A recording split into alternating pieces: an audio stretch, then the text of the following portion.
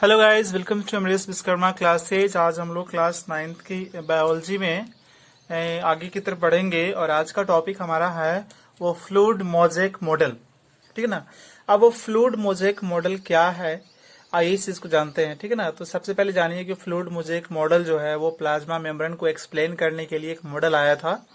ये model plasma membrane के से रिलेटेड है। तो आइए इस मॉडल के बारे में हम लोग जानते हैं।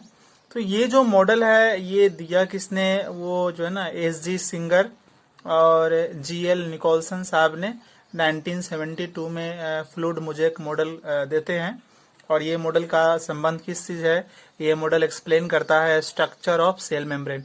सेल मेम्ब्रेन का स्ट्रक्चर कैसा होगा उसका उससे रिलेटेड है ये फ्लूइड मोज़ेक मॉडल। इस मॉडल के अनुसार आप चले तो आप पाएंगे कि प्लाज्मा मेम्ब्रेन जो है, जिसको सेल मेम्ब्रेन भी बोलते हैं, इसका एक और नाम है प्लाज्मा लेम्मा।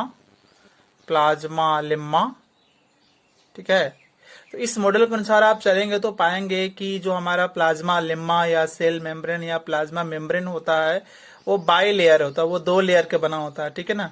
और वो दो लेयर किस चीज की होती है, वो फॉस्फोलिपिड नामक केमिकल की दो लेयर होती है। जैसा कि आप देख सकते हैं, एक लेयर एक पीछे लेयर, ये दो लेयर आपस में है।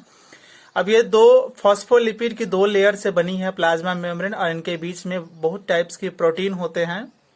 इनके दो लेयर के बीच में बहुत सारे प्रोटीन होते हैं, वेरियस काइंड ऑफ प्रोटीन होते हैं जो वो फ्लोट करते रहते हैं, वो मूव करते रहते हैं। ठीक है, वो फ्लो करते रहते हैं, बहते रहते हैं।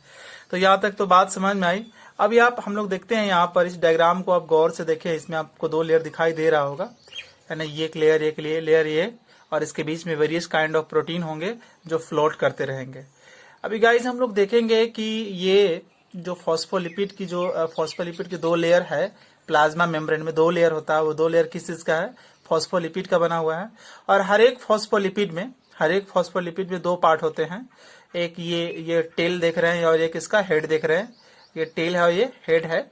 इसको बोलते हैं हाइड्रोफिलिक हेड, इसको बोलते हैं hydrophobic head. Hydro means water, philic means loving. ये वाला हेड जो है वो वाटर से अट्रैक्ट हो जाता है, वाटर इसको अट्रैक्ट कर लेगा, ये वाटर को अट्रैक्ट कर लेगा। ये जो है ना हाइड्रोफोबिक टेल्स होता है, ये पूंछ की तरह दिख रहा है टेल्स, इसको वाटर से कोई लगाव नहीं है, वाटर इसको अट्रैक्ट नहीं कर पाएगा। ठीक है ना। ये वाटर इसको रिपेल करता है, इसको दूर करने की कोशिश करता है, अट्रैक्ट नहीं करता है, जबकि वाटर इसको अट्रैक्ट करने की कोशिश करता है। बट ये आपस में एक दूसरे को अट्रैक्ट करके बांधे रहते हैं मजबूती से। देखिए, इसको वाटर अपनी तरफ खींचेगा, ये या वाटर को अपनी तरफ खींचेगा, इसको वाटर अट्रैक्ट करेगा बट इसको अट्रैक्ट नहीं करेगा, बट ये आपस में एक दूसरे को अट्रैक्ट करेगा। इसीलिए जो हमारा सेल मेम्ब्रेन है, सेल मेम्ब्रेन का जो स्ट्रक्चर है, इसीलिए क्या होता है, स्टेबल होता है। ठीक है ना। स्टेबल का मतलब जल्द वो डैमेज या ब्रेक डाउन, उसका टूटना फूटना नहीं होता है। रीजन यही है कि टेल और हेड का आपस में स्ट्रॉन्ग अट्रैक्शन होना। ठीक है। अब आप यहाँ ध्यान देंगे कि भाई कि एक पार्ट को वाटर अट्रैक्ट कर रहा है, एक पार्ट को वाटर रिपेल कर रहा है। तो भाई सेल मेम्ब्रेन जो है वो स्टेबल कैसे है, तो स्टेबल इसलिए है कि हेड टेल आपस में एक दूसरे को अट्रैक्ट करते हैं। ठीक है ना।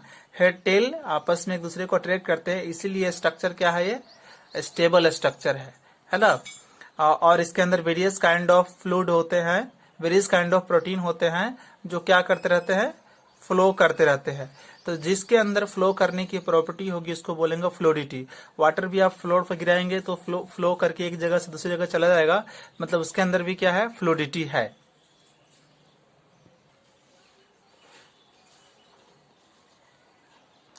अब इस मॉडल को मोज़ेक नाम क्यों दिया गया, तो मोज़ेक नाम इसलिए दिया गया कि जिस तरह से आप कहीं फ्लोर पे हम लोग देखते हैं कि टाइल्स को लगाते हैं या ईंट को आपस में लगाते हैं तो जो स्ट्रक्चर बनता है वो मोज़ेक है।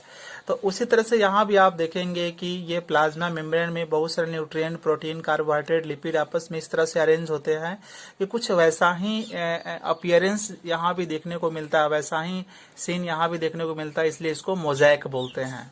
ठीक है ना। इस फ्लूइड का नाम मोज़ेक रखा गया है। ठीक है। तो अब इसके बाद हम लोग गाइस देखते हैं आगे transport of substance through plasma membrane. जो हमारा अगला टॉपिक है उस टॉपिक को हम लोग समझते हैं। जैसे मैंने बताया था कि ये न्यूक्लियस है और ये आपका सबसे बाहर का जो स्ट्रक्चर है, इसी को बोलते हैं सेल मेम्ब्रेन। अब ये सेल मेम्ब्रेन है। अब इस सेल मेम्ब्रेन से रिलेटेड हम लोग देखेंगे।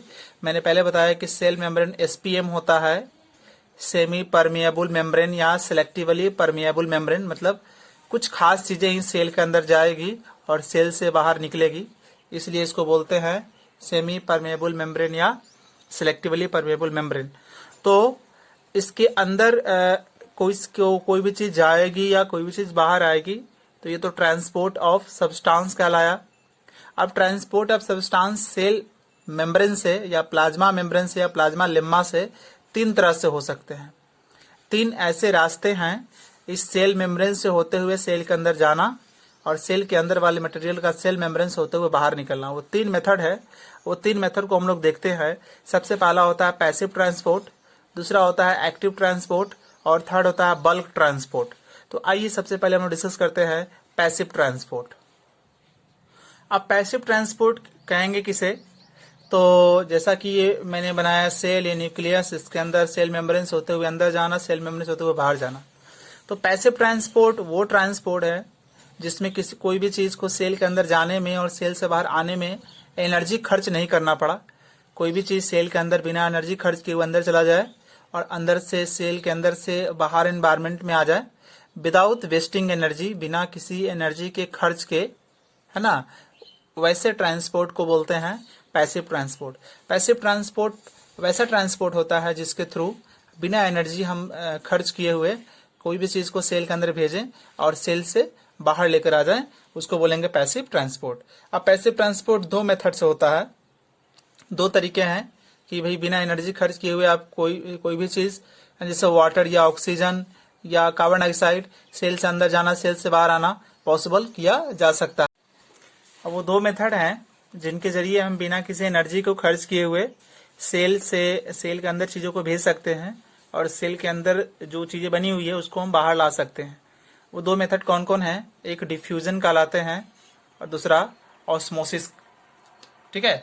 अब ये डिफ्यूजन ऑस्मोसिस क्या है, आइए वन बाय वन डिस्कस करते हैं। सबसे पहले हम लोग डिफ्यूजन को समझते हैं। अब डिफ्यूजन में क्या होता है कि जैसे ये आपका सेल है, ये बाहर का बाउंड्री है इसकी, सेल मेम्ब्रेन, प्लाज्मा मेम्ब्रेन। अगर हम ये यहां से ऑक्सीजन अंदर जाएगी, कार्बन डाइऑक्साइड बाहर निकलेगी, ठीक है ना, तो आप यहां देखो कि गैसेस सब्सटेंस, ये सब गैसेस सब्सटेंस है। अब ये गैसेस सब्सटेंस का सेल के अंदर जाना, सेल से बाहर आना, that is known as diffusion. उसको क्या बोलते हैं? डिफ्यूजन। ठीक है, क्या बोलेंगे उसको डिफ्यूजन बोलेंगे। अब डिफ्यूजन होता कैसे है? Region of their higher concentration to lower concentration. Suppose कीजिए कि ये सेल है, ये न्यूक्लियस है, सेल के लोअर कंसेंट्रेशन हायर कंसेंट्रेशन को आप कैसे समझेंगे? तो एक यहाँ पर बॉटल रखी गई है, एक बॉटल यहाँ पर रखी गई है, इसमें वाटर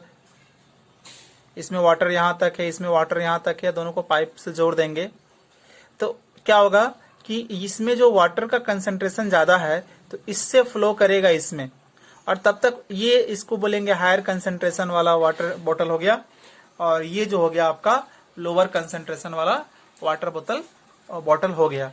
तो आपका वाटर का फ्लो हायर कंसेंट्रेशन से लोअर कंसेंट्रेशन की तरफ होगा और तब तक होगा जब तक दोनों का कंसेंट्रेशन सेम नहीं हो जाए।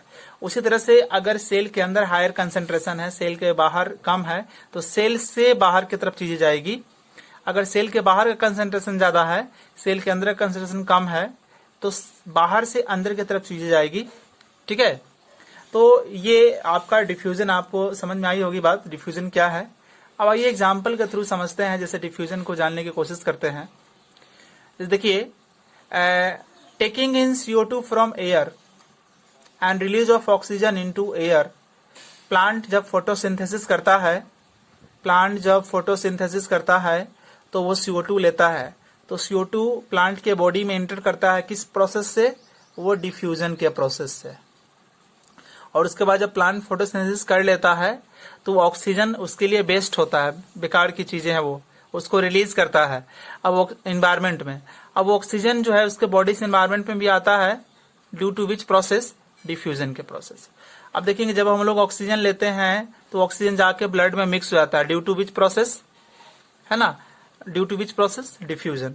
और जब वो ब्लड पूरे बॉडी में मूव करता है और सभी ऑर्गेन को ऑक्सीजन दे देता है, और साथ में जब लौटता है तो कार्बन डाइऑक्साइड लेकर आता है। अब वो कार्बन डाइऑक्साइड जो है फेफड़ा को भेजता है और फेफड़ा से सीधे बाहर आ जाता है। यहाँ भी क्या प्रोसेस है, डिफ्यूजन है।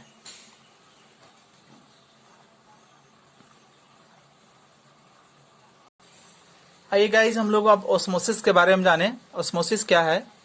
तो ऑस्मोसिस, ये सेल, न्यूक्लियस, अब ये plasma membrane, cell membrane, plasmalemma, अब इससे होते हुए हम वाटर मॉलिक्यूल को सेल के अंदर भेज रहे हैं। ये सेल से वाटर मॉलिक्यूल बाहर आ रहा है, तो वाटर मॉलिक्यूल का मूवमेंट, सेल के अंदर जाना, सेल से बाहर आना, that is known as osmosis. ठीक है। वाटर मॉलिक्यूल का अगर सेल के अंदर का कंसंट्रेशन यहाँ कम होगा, यहाँ लो कंसंट्रेशन हो, यहाँ हाई कंसंट्रेशन हो, तो बाहर से वाटर अंदर की सेल के अंदर जाएगी। अगर सेल के अंदर का कंसंट्रेशन हाई हो, H हो, बाहर कंसंट्रेशन वाटर का कम हो, तो सेल खुद रिलीज करेगा अपना वाटर। ठीक है, बात समझ आ रही है? चलिए, तो यहां ध्यान दीजिए कि ऑस्मोसिस का मतलब ये हुआ कि वाटर मॉलिक्यूल का movement through what, plasma membrane, that is known as osmosis. अभी ये सेल आप देख सकते हो, हम इस सेल को 3 अलग अलग सॉल्यूशन में रखेंगे, और 3 अलग अलग सॉल्यूशन में रखने के बाद हम इसको जानने की कोशिश करेंगे, स्टडी करेंगे उसको हम लोग। सबसे पहले हम लोग देखते हैं, ये हमारा ये सेल हम देख सकते हैं ओरिजिनल शेप में ये है, और सबसे पहला जो कंटेनर लिए और जिसके अंदर सॉल्यूशन है, कौन सा सॉल्यूशन है, उसके अंदर कौन सा सॉल्यूशन है, हाइपरटोनिक सॉल्यूशन, हाइपरटोनिक सॉल्यूशन। इस कंटेनर के अंदर रख दिया गया है हाइपरटोनिक सॉल्यूशन, और इसके अंदर सेल को भी डाल दिया गया है। अब ये हाइपरटोनिक सॉल्यूशन क्या होता है? हाइपरटोनिक सॉल्यूशन वो होता है जिसके अंदर वाटर कंसंट्रेशन, मतलब ये सेल का ओरिजिनल शेप है। अब हम इस सेल को हम अलग अलग सॉल्यूशन में रखेंगे और देखने की कोशिश करेंगे कि सेल का क्या होता है जब उसको अलग अलग सॉल्यूशन में रखेंगे। तो सबसे पहले केस नंबर 1 को हम लोग देखते हैं। आप केस नंबर 1 को गौर से देखिए और उसमें समझने की कोशिश कीजिए कि ये जो आप देख रहे हो कंटेनर, ये कंटेनर जो है, इस कंटेनर में एक सॉल्यूशन है जिसको बोलेंगे हाइपरटोनिक सॉल्यूशन। अब ये हाइपरटोनिक सॉल्यूशन है, देखिए यहाँ साफ लिखा हुआ हाइपरटोनिक सॉल्यूशन। अब हाइपरटोनिक सॉल्यूशन के अंदर हम सेल को रखेंगे तो क्या होगा? तो पहले जान लीजिए कि हाइपरटोनिक सॉल्यूशन होता क्या है। हाइपरटोनिक सॉल्यूशन वो सॉल्यूशन होता है जिसमें वाटर की मात्रा कम होती है, यानी कि लो वाटर कंसंट्रेशन सॉल्यूशन। लो वाटर कंसंट्रेशन सॉल्यूशन का मतलब उसमें वाटर की मात्रा कम होगी। तो जैसे, यानी कि आप इधर समझिए कि यहाँ लो वाटर है, इसके अंदर लो वाटर है, ये जो बाहर जो सॉल्यूशन है इसके अंदर लो वाटर है, और शेल के अंदर क्या है, हाई वाटर है, SW, हाई वाटर कंसंट्रेशन। तो जब हम सेल को हाइपरटोनिक सॉल्यूशन में रखेंगे तो हाइपरटोनिक सॉल्यूशन में क्या होता है, लो वाटर कंसंट्रेशन, मतलब इस सॉल्यूशन के अंदर वाटर की मात्रा कम है, और सपोज कीजिए कि सेल के अंदर वाटर की मात्रा ज़्यादा है, तो क्या होगा कि इसके अंदर वाटर की मात्रा ज़्यादा है, बाहर में वाटर के कंसंट्रेशन कम है, तो सेल अपना वाटर बाहर की तरफ रिलीज करने लगेगा, सेल से वाटर बाहर आने लगेंगे। ठीक है ना, और सेल क्या हो जाएगा, सिकुड़ जाएगा। तो movement of water molecule from cell to external environment, इस कंडीशन में सेल के अंदर जो वाटर है वो बाहर की तरफ निकलने लगेगा, इधर आ जाएगा, और तब तक यहाँ से यहाँ निकलेगा जब तक दोनों का वाटर लेवल, दोनों का जो कंसंट्रेशन है, वाटर कंसंट्रेशन सेम ना हो जाए। इस प्रोसेस को बोलते हैं एक्जोऑस्मिस, है ना, एक्जोऑस्मोसिस बोलेंगे। एक्जो नाम इसलिए पड़ा क्योंकि सेल के अंदर से कोई चीज बाहर की तरफ जा रही है, तो अंदर से बाहर की तरफ जाएगी तो उसको बोलेंगे हम एक्जोऑस्मोसिस बोलेंगे, या इसी का दूसरा नाम है प्लाज्मोलाइसिस। प्लाज्मोलाइसिस या एक्जोऑस्मोसिस, मतलब सेल अपना वाटर रिलीज कर रहा है। क्यों? क्योंकि उसको रखा गया है हाइपरटोनिक सॉल्यूशन में जिसमें वाटर की मात्रा कम होती है, तो इसमें ज्यादा होगी, तो यहाँ से इस तरह से निकलेगी, और सेल का शेप क्या हो जाएगा, श्रिंकेज हो जाएगा, सेल सिकुड़ जाएगा, और सिकुड़ कर कुछ इस तरह से हो जाएगा। अब केस 2 को देखो, केस 2 को ध्यान दीजिए कि इस बार हम सॉल्यूशन को चेंज कर दिए। इस बार हमारा सॉल्यूशन है हाइपोटोनिक सॉल्यूशन। अब हाइपोटोनिक सॉल्यूशन किसको बोलते हैं? हाइपोटोनिक सॉल्यूशन उसको बोलते हैं जिसमें वाटर हायर वाटर कंसंट्रेशन, मतलब अब सेल के बाहर जो है ना हायर वाटर, इधर वाटर ज्यादा है, सेल के अंदर वाटर कम है। ठीक है, ये ओरिजिनल सेल था। अब सेल के चारों तरफ क्या है, सेल के चारों तरफ जो है कौन सा है, हाइपोटोनिक सॉल्यूशन है, मतलब यहाँ लो वाटर कंसंट्रेशन, यहाँ हाई वाटर, क्योंकि सॉल्यूशन क्या है, सॉल्यूशन यह है हाइपोटोनिक सॉल्यूशन जिसमें वाटर की मात्रा ज़्यादा होती है। तो जब बाहर वाले इस सॉल्यूशन में वाटर की मात्रा ज़्यादा है तो उस वाटर सेल के अंदर जाने लगेगा, वो वाटर सेल के अंदर जाने लगेगा और सेल का शेप बड़ा हो जाएगा। ये सेल का शेप क्या हो गया, बड़ा हो गया। तो इसमें वाटर मॉलिक्यूल क्या हो गया, बाहर से अंदर की तरफ जा रहा है, movement of water molecule from environment to cell, बाहर से अंदर की तरफ जा रहा है। इसको बोलेंगे इंडोऑस्मोसिस बोलेंगे या इम्बिबाइबेशन बोलेंगे। इंडोऑस्मोसिस मतलब बाहर से अंदर जाना, बाहरी इन्वायरमेंट से सेल के अंदर वाटर मॉलिक्यूल का जाना, इंडोऑस्मोसिस या इम्बाइबेशन बोलेंगे। और इस कारण क्या हो जाएगा, सेल में सूजन आ जाएगी, सेल जो होती है वो फूल जाएगी। अभी गाइस देखो जो थर्ड केस है, थर्ड केस में मैंने क्या किया है, थर्ड केस में जो है ना सेल यहाँ रख दिया और इसके अंदर कौन सा सॉल्यूशन है, आइसोटोनिक सॉल्यूशन है। आइसोटोनिक सॉल्यूशन में ये आइसोटोनिक सॉल्यूशन है, तो जितना सेल के अंदर वाटर होगा उतना ही आइसोटोनिक सॉल्यूशन में क्या होता है, आइसोटोनिक सॉल्यूशन में वाटर की मात्रा बराबर होती है, जितना सेल के अंदर वाटर की मात्रा होती है उतना ही सॉल्यूशन में भी वाटर की मात्रा होगी। तो बताओ कि इसके अंदर भी जैसे ये दो डब्बा है, दो बर्तन, इसमें भी पानी, यहाँ इसमें भी वाटर, यहाँ तक दोनों को पाइप से जोड़ दो, दोनों में इक्वल इक्वल पानी है, वाटर है, तो क्या कहीं से, क्या इधर से इधर वाटर जाएगा, इधर से इधर जाएगा, कहीं से कोई नहीं जाएगा, वाटर का फ्लो ही नहीं होगा। तो उसी तरह से सेल के अंदर का जो वाटर लिक्विड है ना, और जो आपका कंसंट्रेशन है और ये जो है आपका सॉल्यूशन का कंसंट्रेशन, दोनों का कंसंट्रेशन सेम हो गया, ना तो वाटर मॉलिक्यूल सेल के अंदर जाएगा ना वाटर मॉलिक्यूल सेल से बाहर आएगा, तो सेल का जो शेप है वही रह जाएगा। और इसको बोलेंगे कि यहाँ पर कोई ऑस्मोसिस नहीं हो। ऑस्मोसिस का मतलब होता है वाटर मॉलिक्यूल का सेल के अंदर जाना या सेल से बाहर आना। अभी गौर से आप देखिए कि हम लोग देखेंगे difference between osmosis and diffusion. Osmosis और डिफ्यूजन में क्या अंतर है, क्या डिफरेंस है। तो ऑस्मोसिस में जैसा कि मैंने पहले बताया कि वाटर मॉलिक्यूल सेल के अंदर जाता है या सेल से बाहर आता है, जबकि इसमें क्या होता है कि जो सब्सटेंस होते हैं ना, सब्सटेंस मतलब जरूरी जो सब्सटेंस होते हैं सेल के अंदर, जैसे ऑक्सीजन, जैसे वाटर, जैसे कार्बन डाइऑक्साइड, जैसे फूड, ये सब सेल के अंदर आते हैं और जाते हैं डिफ्यूजन में। अब ऑस्मोसिस क्या होगा, osmosis does not take place in all three mediums. Osmosis solid में नहीं हो सकता है, लिक्विड में नहीं, तीनों में यहाँ इसको हटा दिया जाए, यहाँ तीनों मीडियम में लिक्विड को छोड़कर इसको हटा दिया जाए। यहाँ पर ध्यान दीजिएगा कि ऑस्मोसिस जो होगा लिक्विड को छोड़कर सॉलिड और गैस में नहीं होते, केवल और केवल किस में होंगे आपके, वो लिक्विड में होंगे। ऑस्मोसिस केवल और केवल क्या होंगे, लिक्विड में होते हैं, प्रोसेस ये वाला। अब डिफ्यूजन तीनों में हो सकते हैं, वो सॉलिड में भी हो सकता है, लिक्विड में भी हो सकता है और गैस में भी होता है। अच्छा, ऑस्मोसिस के लिए क्या एसपीएम की जरूरत है। एसपीएम किसको बोलते हैं, semi permeable membrane. Semi permeable, जैसे कि मैंने बताया था कि ये न्यूक्लियस और ये सेल मेम्ब्रेन। अब सेल मेम्ब्रेन को क्या बोलते हैं, सेमी परमिएबल मेम्ब्रेन बोलते हैं। ये जो सेल मेम्ब्रेन है इसको बोलते हैं सेमी परमिएबल मेम्ब्रेन। मतलब इसका मतलब कि इससे होते हुए अंदर या इससे होते हुए बाहर कुछ ही चीजें आ जा सकती है, इसीलिए इसको बोलते हैं सेमी परमिएबल मेम्ब्रेन, या इसी का दूसरा नाम है सेलेक्टिवली परमेबल मेम्ब्रेन। मतलब कुछ खास चीजें इस सेल के अंदर जाएगी, इससे होते हुए सेल से बाहर आएगी। तो ऑस्मोसिस के लिए सेमी परमेबल मेम्ब्रेन होना जरूरी है, जबकि डिफ्यूजन के लिए सेमी परमेबल मेम्ब्रेन होना जरूरी नहीं है। अब जैसा कि आप देखो कि डिफ्यूजन में O2, water, CO2, food cell के अंदर आते जाते हैं, ऑस्मोसिस में केवल वाटर मॉलिक्यूल सेल के अंदर आते जाते हैं। तो ऑस्मोसिस डिफ्यूजन का पार्ट होता है। आप देखो यहाँ पर भी है ना ये चीज, तो ऑस्मोसिस डिफ्यूजन का ही एक पार्ट है। ऑस्मोसिस जो है एक स्पेशल टाइप का डिफ्यूजन है, तो आप लिखेंगे it is a part of diffusion या it is a special type of diffusion, जबकि ये इसका टाइप नहीं है। तो ये कुछ खास इसके डिफरेंसेस थे।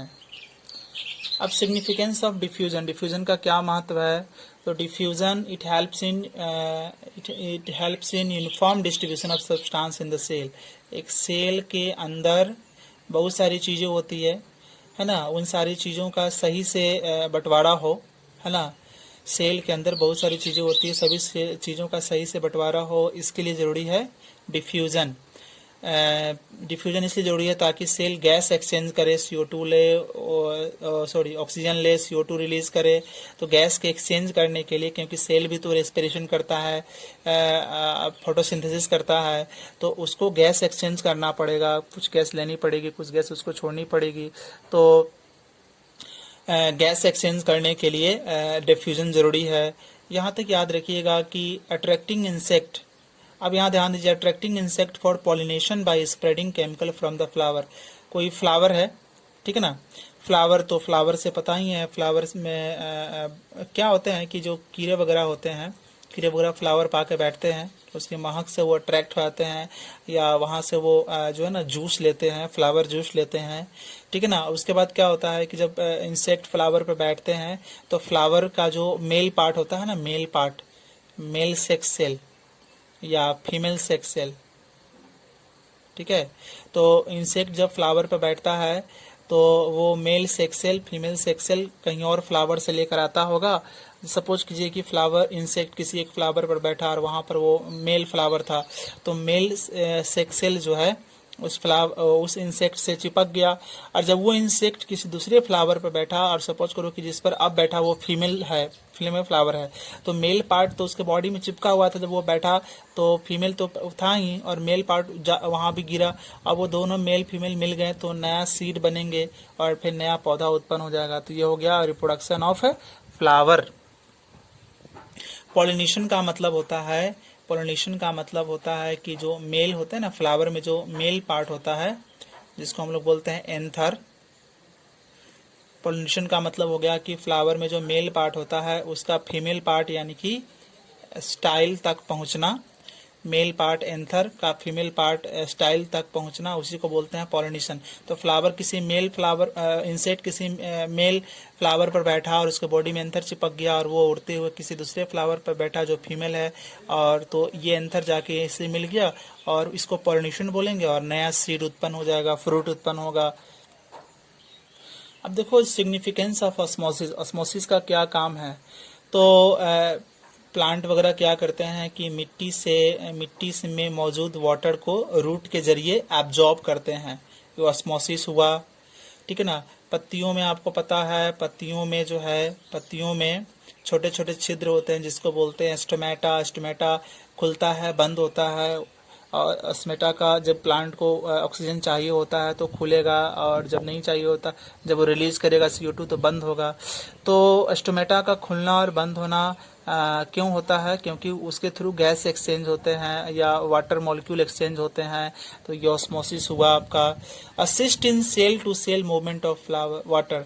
अब देखो एक पूरे बॉडी में जो है, पूरे बॉडी में तो लाखों अरबों संख्या में जो है ना सेल हैं, तो एक सेल से दूसरे सेल तक वाटर कैसे पहुंचेगा, तो ये आपका ऑस्मोसिस कराएगा। तो गाइज ये सारी चीज़ें आज के क्लास में हम लोगों ने देखा। सो आई होप सारी बातें आपको समझ में आई होगी।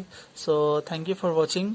और आपको कोई प्रॉब्लम है तो आप हमें बता सकते हैं और कमेंट में लिख सकते हैं। तो thank you for watching once again.